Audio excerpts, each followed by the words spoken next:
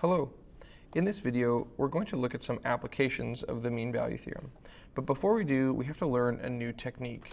And to do that, we're going to start with some basic problems that seem potentially obvious, but need a new style of proof. They're called contradiction problems. So let me give you an example. Let's say we wanted to prove that there is no largest number. Now, before we try to prove this, let's just think it through. Do you think there's a largest number? Maybe you think a million, but I mean, a billion is more than that. Maybe you think a quadrillion, but I think we could maybe add 2 quadrillions together and whatever that would be bigger. You might say infinity, but infinity is not really a number. It's more a concept. So, I mean, I think there's no largest number. This statement seems true to me, but how would we go about proving it? It's weird to prove that there is no largest number. To prove nothing, it's like, well, how would you prove that? Usually you prove a positive statement. How would you prove a negative statement? And so the technique goes like this. Instead of proving there's no largest number, we're actually going to start with the opposite. We are going to suppose there exists a largest number. So we're actually not going to look for the original proof. We're going to look for the opposite. We're going to suppose there exists a largest number, say n. Now, what can we do with n? Well, we are going to consider the new quantity n plus 1. Well, first thing we notice, n plus 1 is a number. I mean, think about it. If you have a number and you add 1 to it, whatever you have is still a number. It's not like it turned into a tomato or something, so n plus 1 is clearly a number. Okay, so far so good. What's the second thing we notice about n plus 1? Well, n plus 1 is clearly larger than n. Right? In symbols, we would write n plus 1 is bigger than n. But this doesn't make any sense because we supposed that there existed a largest number, n, but now we found a new number, n plus 1, that is larger than n. This doesn't make any sense because we now have a situation where n plus 1 is larger than the largest number. That just seems totally bonkers. How could you have a larger number than the largest number? This is chaotic. This doesn't make any sense. This idea is totally bizarre. It's what we call a contradiction. So we can say this is a contradiction. But we shouldn't have any contradictions in math. Math is the kind of thing where 1 plus 1 equals 2 and everything makes sense. In math, if something doesn't make sense, that would be very dangerous. That'd be very bad. And so what this means is that the thing we supposed that there exists a largest number must be a bad supposition. It must be something that we can't suppose, something that can't happen. And so we can say, therefore, there is no largest number. Now, to help with this proof, we often write an initial statement like this. We say, for the sake of contradiction. So this alerts the reader of our proof to say, hey, here's how this proof is going to go. We think there's no largest number, but for the sake of a contradiction, we're going to suppose that there is a largest number, say n. Then we're going to show that supposing this gives you something totally bizarre. In this case, that there is a number bigger than the largest number, n plus 1 bigger than n, which makes no sense. This is a contradiction. This makes no sense. Therefore, the thing we supposed must be the wrong thing, and the other option, that there is no largest number, must be the truth. Let's look at another example. We could prove that there's an infinite number of prime numbers. If you remember prime numbers, that's like 2, 3, 5, 7, 11, and so on. Numbers that are only divisible by 1 in themselves. And the thing with prime numbers is that as you go along, they get less and less frequent. So once you're in the thousands or the millions, prime numbers are pretty spread out. So you might think they kind of just, dwindle and eventually disappear. But I think there's actually an infinite number of primes. How would we prove this? Well, we'd start just like before. For the sake of contradiction, we're going to consider the opposite option. So we're going to consider that there are not an infinite number. The opposite of an infinite number of primes would be a finite number of primes. So for the sake of contradiction, suppose there are a finite number of primes. And if there are a finite number of primes, we can list them all. So P1, P2, all the way up to Pk. Now we're going to consider n equal to P1 times P2 times Pk plus 1. Well, what do we notice about this new number n? The first thing is that because n has 1 added to it, n is clearly not P1, n is clearly not equal to P2, and so on. N is definitely not one of the primes. It's not one of the primes in our list because we've added 1 to it.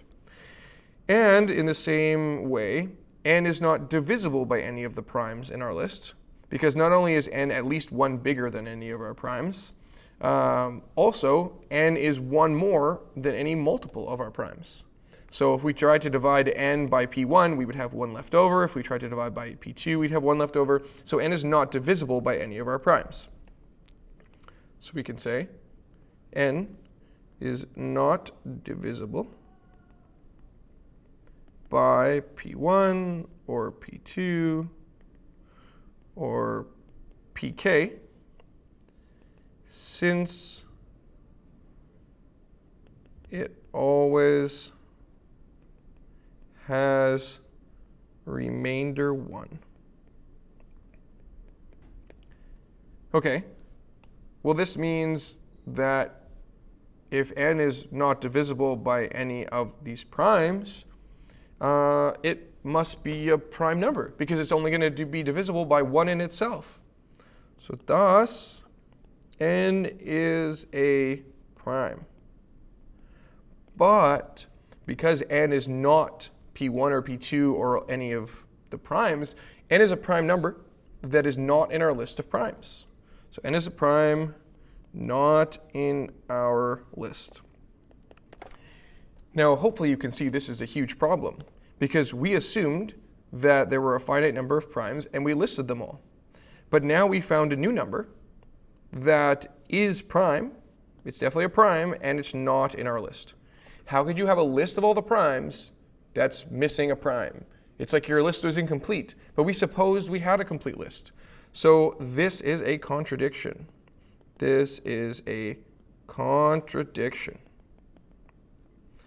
Therefore, there are an infinite number of primes. Now let me just try to give you a visual for how this proof works. It's sort of like you have this as all possible outcomes in the universe when looking at our question with primes. And we split the universe in half. And we say, well, for our situation for primes, there's really only 2 options. Either are a finite number of primes, or there is an infinite number of primes. And this is key to these contradiction proofs. We have to figure out how we're going to split up the universe, how we're going to split up the question. Because the question here is like we're looking at primes. And we're saying, okay, in the universe of math, well, there's either going to be a finite number, we can either list them all and count them all, or there's going to be an infinite number. They keep going forever, we can't count them all. And if you think about it logically, these are our only two options. It's not like there's some option between a finite and an infinite number. It's not as though there's something more than an infinite number. These are really our only two options. And so once we've split up the question into two options, we then say, okay, this option is what we think is true, but it seems kind of hard to work with. So instead, we start to work on this option. So we suppose this. We suppose that this side of the universe is true. And then we do a bunch of work and we show that this leads to a contradiction. And in math, you're not allowed to have contradictions. It's just illegal. It's part of math. We assume that math is consistent. We assume that math makes sense. And so if you find something that doesn't make sense, that's a contradiction, you don't want that in your math. That would be bad. And so if we get a contradiction, we know that this side must be wrong. It must be false. This is not the truth because it leads to a contradiction. And so by doing that, because we've eliminated this side, we know that by default, then this must be true. Because if this one isn't true, then the other side has to be true. So it's a bit of a kind of roundabout way of proving something. You don't actually prove something is true, you just prove that the other option is not true. And then what's left is true sort of by default. Because one of these has to be the option. You either have a finite number or an infinite number, and if you rule out the finite number, then the infinite number is the only option you have left. It's quite an interesting technique philosophically, and I encourage you, if you want, to go around and Google it, look at some options, some different explanations of it, or different places where it's used. It's also quite useful in math. As you continue on, you'll find that this proof technique comes up all the time. But let's go ahead and do a calculus example. Prove that there does not exist a function fx such that f of 0 equals -1, f of 2 equals 4, and f prime of x is less than or equal to 2 for all x. Now, again, this is a bit of a tricky thing to prove. How do you prove that there does not exist a function? Feels kind of tough. How would you prove something doesn't exist? So let's try the opposite, right? Let's suppose, for the sake of contradiction, suppose f of 0 equals 1, -1, f of 2 equals 4, and f prime of x is less than or equal to 2 for all x. Okay, so what are we going to do with this? Well, like I was mentioning, the mean value theorem will help us here. Since f prime x exists on -infinity to infinity, fx is differentiable. If something is differentiable, obviously because it has a derivative, so it's differentiable. We could say it's differentiable on a smaller interval. We could say maybe the interval 0 to 2. And if something is differentiable, we've proved that that means it's automatically continuous. So therefore, fx is continuous on the interval 0 to 2. If you have something continuous and differentiable, then you can apply the mean value theorem. So that's going to state that f prime of c is equal to f of 2 minus f of 0 over 2 minus 0, where c is in the interval 0 to 2. Now, let's go ahead and work out that right side. F of 2 is going to be 4. F of 0 is -1. So that's going to give us 5 over 2, which is 2.5. But here's the thing. F prime of c must be less than or equal to 2, because f prime of c is just a value. C is in the interval 0 to 2. And we know that whatever the derivative is, for all x, the derivative is less than or equal to 2. So that tells us here, therefore, we have the number 2 on the left side, but we also have 2.5 on the right side. So how could the derivative be less than or equal to 2 and equal to 2.5. This means that 2.5, which is what the derivative has to equal, must be less than or equal to 2. Does that make sense? Could the derivative, which equals 2.5, also be less than or equal to 2? Is 2.5 less than or equal to 2? No, of course not. This is a contradiction. This is a contradiction.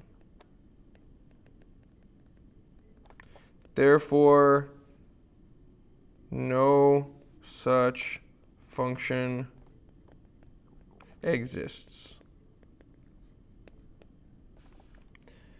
So again, the proof works the same. We suppose the opposite. Then, in this case, we apply the mean value theorem. We work it out, and it leads to a contradiction, which means that the original thing that we assumed, of course, was wrong. So the opposite has to be true. And so we've proved that there does not exist such a function. Now, let's go ahead and do another one. Here we have the function 2x cubed plus 3x squared plus 6x minus 1. We would like to prove that it has exactly one root. Well, if you think about it, this function could have no roots, 1 root, 2 roots, 3 roots, 4, 5, 6. It could have any number of roots. How are we going to prove it has exactly one root? Well, this question is actually going to require a few moving pieces. The first thing is I actually think this function has a root, and I think we can show it has a root based on the intermediate value theorem. If you remember, this is a way we can show a function has a root. We just show that it changes signs. So let's show f of 0, which is going to be -1. And then let's look at f of 1.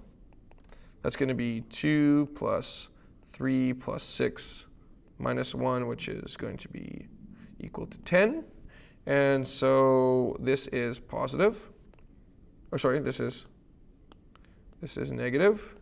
This is positive. And fx is a polynomial. Therefore, it is continuous. Remember, every polynomial is continuous, so it's continuous on the interval 0 to 1. So by the intermediate value theorem, IVT, there exists a c in the interval 0 to 1 such that f of c equals 0. In English, we could say this proves there is at least one root. Okay, we've shown there's at least one root. But the thing is, there might be more than one root. There might be 2, 3, 4, 5 roots. All we've shown that 0 is not an option. We haven't proved that there's exactly one root. So what we're going to do now is our classic contradiction technique. We are going to, for the sake of contradiction,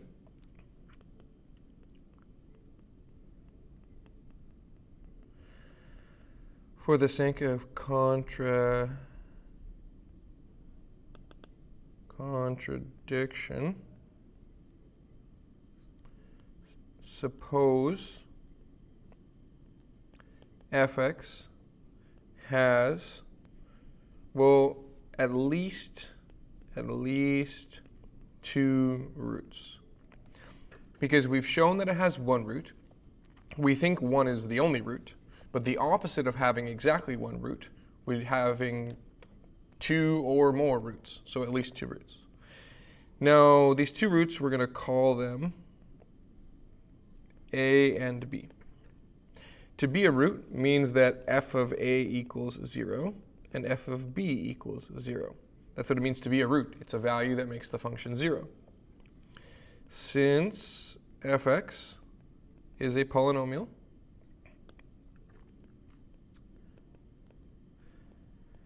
we know that it is continuous and differentiable everywhere.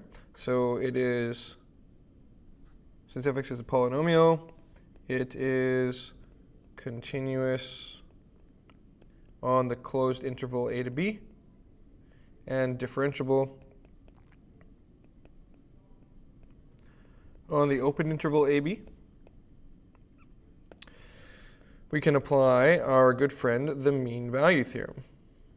So that tells us that f prime of c equals f of b minus f of a over b minus a, where c is in the interval a to b.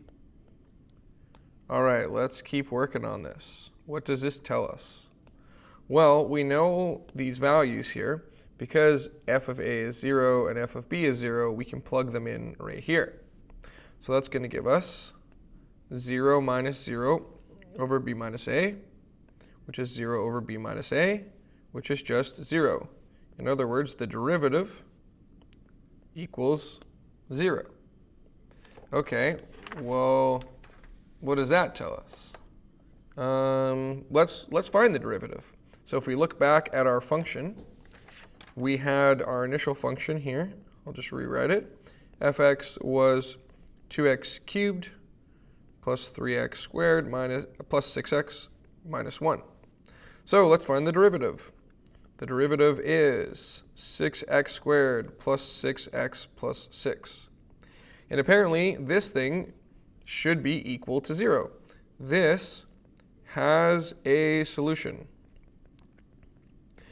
Now, again, what we're doing here is eventually hoping to find some contradiction. So we're sort of on the hunt. We're on the lookout to see if something doesn't make sense.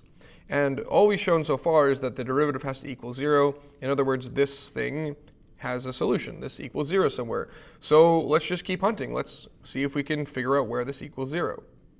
So to solve where something equals 0, of course, we might try to do some factoring. So you try factoring. But then that's, I guess we could do like the 6. So we get x squared plus x plus 1. We want it to equal 0.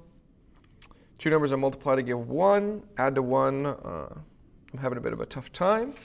Let's check the discriminant. So the discriminant means we do minus b plus, b squared. We do b squared minus 4ac. So that's 1 minus 4, which is negative 3. This is less than 0. So the discriminant tells us that the reason why we couldn't factor it, it's not because we weren't trying hard enough. It means, therefore, it's not factorable. Or in other words, i.e., it has no solution. Wait a minute. We proved with the mean value theorem that the derivative had to equal 0. We already proved it has a solution. But now when we tried to do some factoring, we proved it has no solution. Wait, is that possible? Could it be that this thing has a solution and it doesn't have a solution? Can it equal 0 and never equal 0 at the same time? No, of course not, of course not. This is absurd, this is bizarre. This is a contradiction. This is a contradiction. Therefore, fx does not have at least 2 roots. Fx has exactly 1 root. Boom. All right, again, I just want to walk us through the technique here of how this worked. So if you think this was the question, how many roots? How many roots does the function have? And so if you think about dividing it into different sections, this question has all sorts of questions. You could have 0 roots, right? That would be an answer to this question. You could have 1 root. You could have 2 roots. You could have 3 roots. You could have, who knows, right? Who knows? You could have 4, 5, 6, a million roots. Who knows? But the question could be, let's say, 4 plus roots. This is how you'd answer the question. How many roots does a polynomial have? 0, 1, 2, 3, 4, and so on. Now, this is way too many options to do contradiction. And so what we do is we have to start here at the 0 root option. And we try to show that this is not a valid answer to the question. So how do we get rid of this?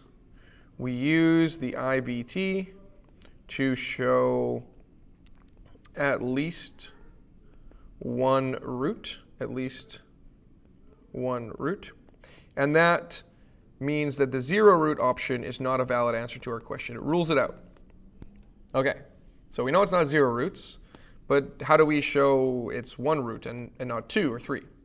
Well, now what we do is we sort of group these, okay? And so we group this whole section here by saying, I think there's one root. I think this is the truth.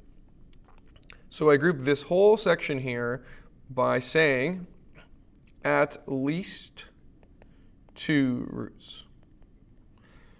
At least two roots covers the options 2, 3, 4, and so on. So we suppose this. We suppose that we're in this option. And then that allows us to apply the MVT. And this shows that the derivative equals 0. And this shows that 6x squared plus 6x plus 6 equals 0. But this, with the help of the discriminant, leads to a contradiction. Because you can't have this thing equaling 0 when you try to actually factor it and it never equals 0. That's a contradiction. It can't both equal 0 and never equal 0. So this contradiction then means that we can now rule out all of these options. And then, logically, we're left with this as our only option. This is the only option left. And so if this is the only option left, well, then this must be the truth. Again, it's a very clever way of proving something. You don't actually show that the thing is true. You show that all the other options are not true, and what you're left with must be true.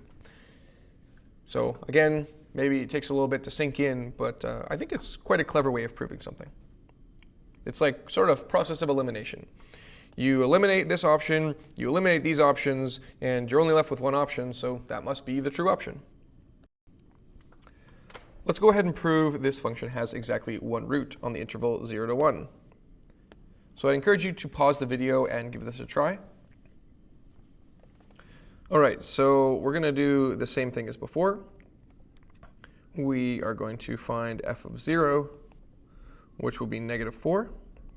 Find f of 1, which will be 1 plus 13 minus 4 equals 10.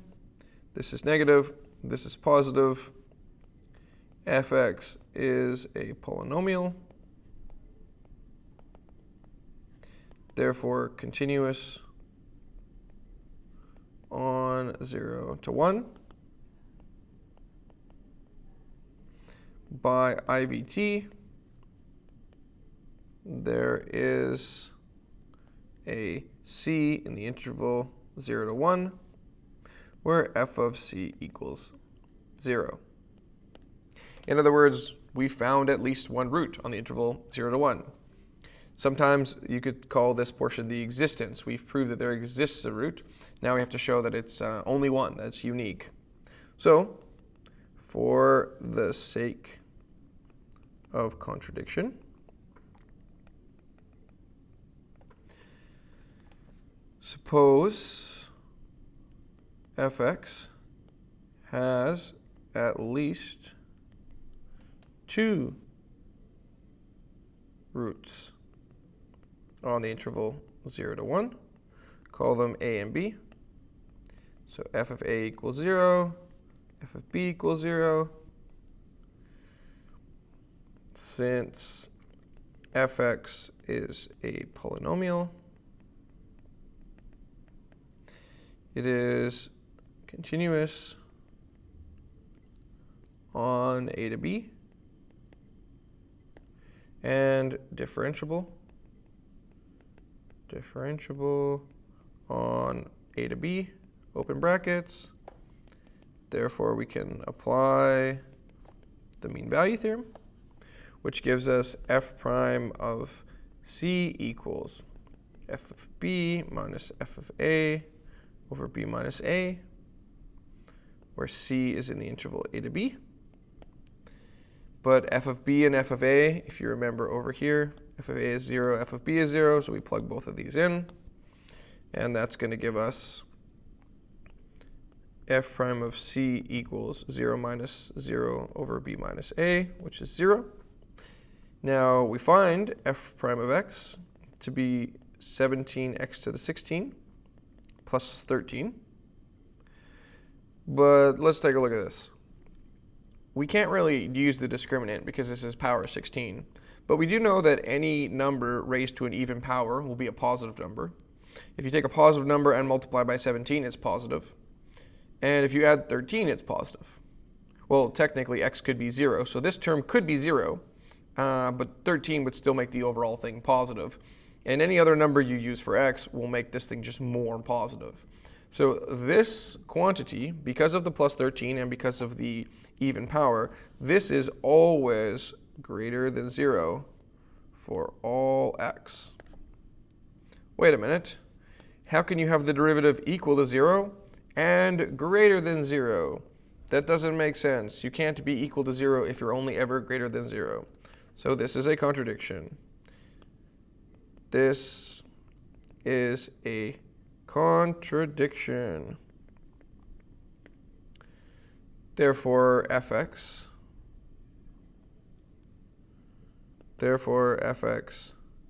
has exactly one solution or one root on the interval 0 to 1.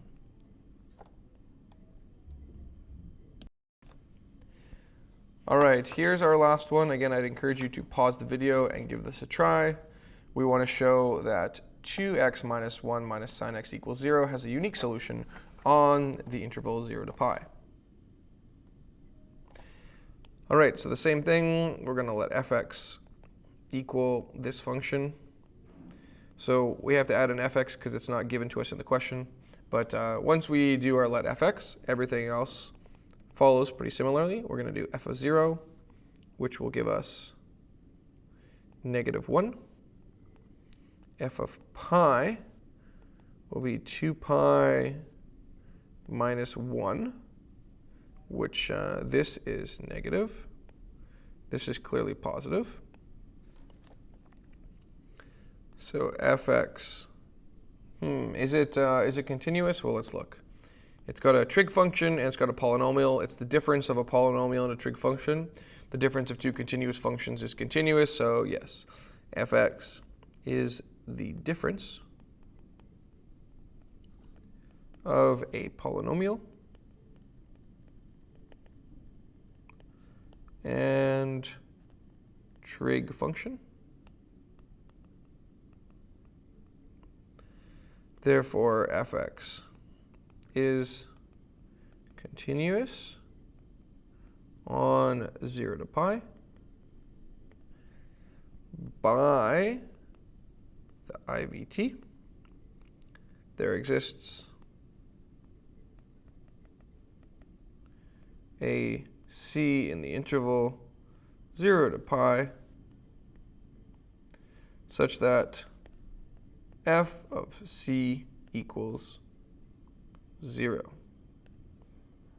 So this shows that there's at least one solution or one root. Are there going to be multiple? Well, you know the drill. For the sake of contradiction, suppose fx has at least two solutions.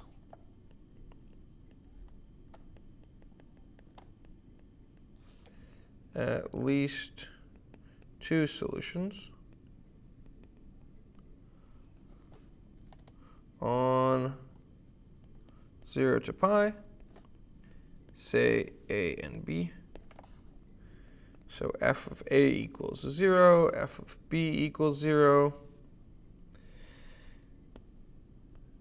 Clearly, fx is continuous on the closed interval a to b and differentiable on the open interval a to b by the mean value theorem. F prime of c equals f of b minus f of a over b minus a, where c is in the interval a to b. Let's keep working here. We remember f of b and f of a are both 0, so this gives us f prime of c equals 0 minus 0 over b minus a, which is just 0. Let's find the derivative. F prime of x equals 2 minus cos x. So in other words, we could say that 2 minus cos of some number c has to equal 0, because the derivative has to equal 0. In other words, cos of c, if we move the 2 over, has to equal to 2. But what's wrong with this? Well, I mean, you could think, oh, the unit circle, maybe cos equals 2 somewhere on the unit circle, maybe pi, or maybe pi over 3. But then you start to think, you're like, wait. Cos actually only ever gets to some certain values. Cos only gets as high as 1 and as low as -1. So the range of cos, cos x is from -1 to 1. So if the range of cos x is from -1 to 1, cos x, or cos of c, can never be 2. So how could you have a number out of cos that's outside the range of cos? You can't, of course. You cannot have this, and so we say this is a contradiction. This is a contradiction. Therefore, fx has exactly one solution. Now, again, these proofs by contradiction can be a little tricky, because when you're working on it, you end up with these weird scenarios where you're trying to solve an equation that's unsolvable. And for a little bit, that can be weird for your brain, because you're like, wait, I thought cos never equaled 2. And when you get to that point where things stop making sense, where things kind of break down, where you're like, this doesn't feel right anymore, this feels weird, this doesn't make sense, this feels like a contradiction, that actually means you're on the right track. That means you're near the end of the proof, because you're trying to show that this is impossible. You're trying to produce something bizarre. And so it feels weird because you're producing something that makes no sense, but that's the goal of the proof, because it means you can backtrack and say, hey, whatever we supposed must be incorrect. And so in that case, fx has exactly one solution. All right, for practice, I'd encourage you to go try the mean value theorem worksheet. And as always, thanks for watching.